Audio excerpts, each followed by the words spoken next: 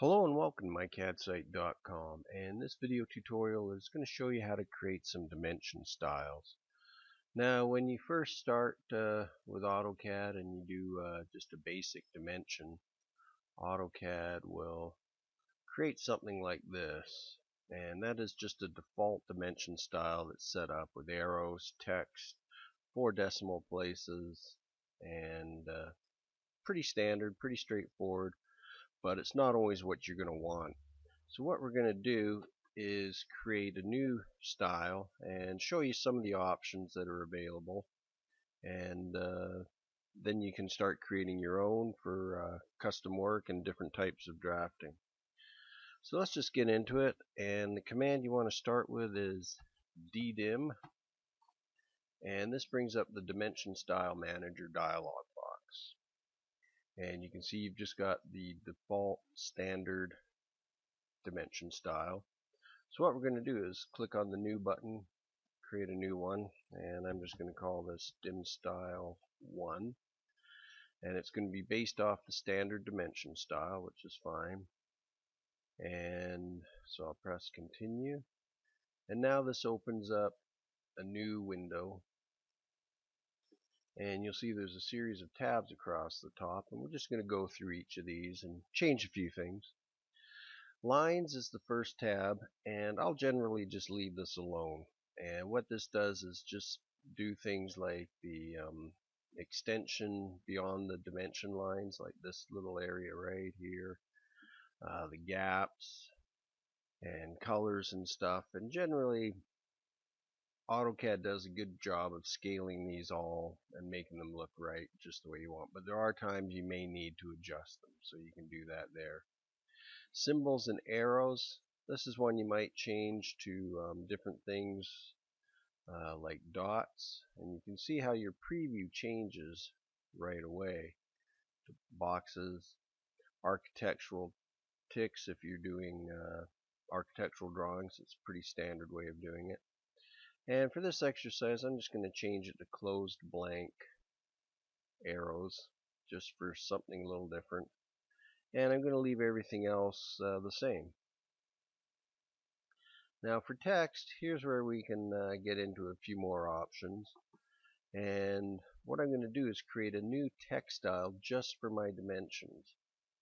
So you can see there's a little button to the right of the text style, so I'll click on that, and that opens up the standard AutoCAD text style dialog box. So I'm going to create a new one, and I'm going to call this dim text. And so I'll click on this, and I'm going to choose my old favorite down here, Romans, and you can see I get a preview of it. It's really nice. AutoCAD gives me all these previews so I can see what I'm doing. I'm going to make the width just a little narrower. 0.8 means it'll be 80% of the full width of a regular. So I'm going to set that current and close.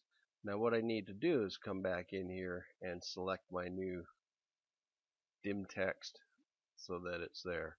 So you can see my text is already looking a little different, and I'm going to keep my text aligned horizontal, or I can change it to aligned with dimension line. You'll see how that looks a little different. See how this one is now lined up versus just being horizontal.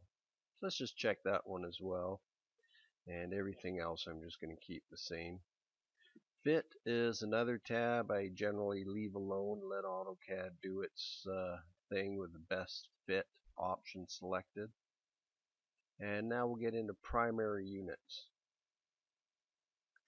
Now precision is probably the biggest one to look at, and I'm just going to go to single decimal point, and I'm going to add a suffix of inches because I'm drawing in inches in this case. And once again you can see the preview, and everything else is looking pretty good. So the next thing we're going to look at is alternate units. Now where alternate units gets used is if, for example, I want to have my dimensions in inches and millimeters, and in this case millimeters will be my alternate unit. So I'm going to check this, and AutoCAD's already set it up to be a multiplier, so meaning my dimension of 1 inch will be multiplied by 25.4 to give me millimeters. And I'm going to put millimeters in here as the suffix.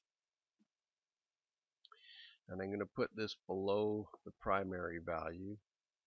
And once again, the preview just keeps updating with everything I do. And now my dimension is set just the way I want it.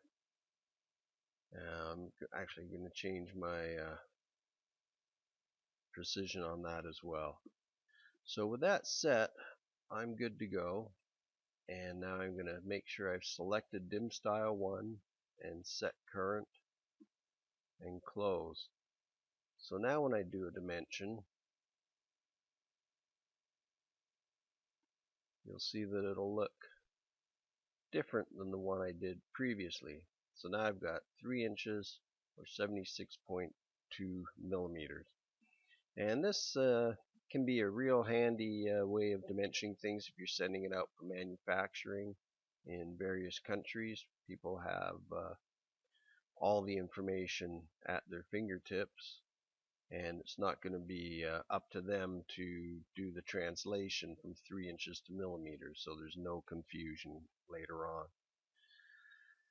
So that's basically how it works. Now if I scale everything up, I'm just going to scale this 10 times bigger.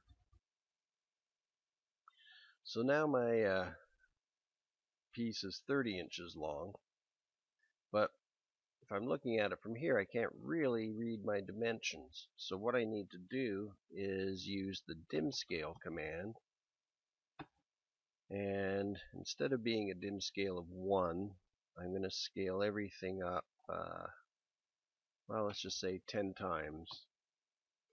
And now you'll see that nothing's changed, and what I have to do is apply those changes. So I just type in hyphen dim style, and the hyphen is very important in this case. And you see I've got a few options here, and the one I want is apply. So I could type in an A, which I would normally do, or just hit apply. And now select the objects. Usually what I'll also do is just type in all to make sure I get all my dimensions, and press enter again.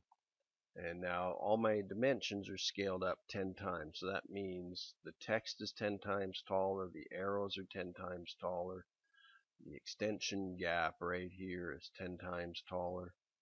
And dim scale is how you get your drawings looking just the way you want them to. And if I go into a layout, I'm just going to go in and delete these and pan this over. Now what I can do is if I do a dimension here, you can see, wow, that's going to be huge.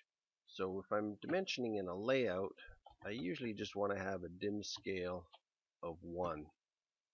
So now I can go back and put my dimension in, and what it'll do is read the actual dimensions, which is a great bonus, 30 inches, and everything's all set to go, even though and it's all scaled nicely as well.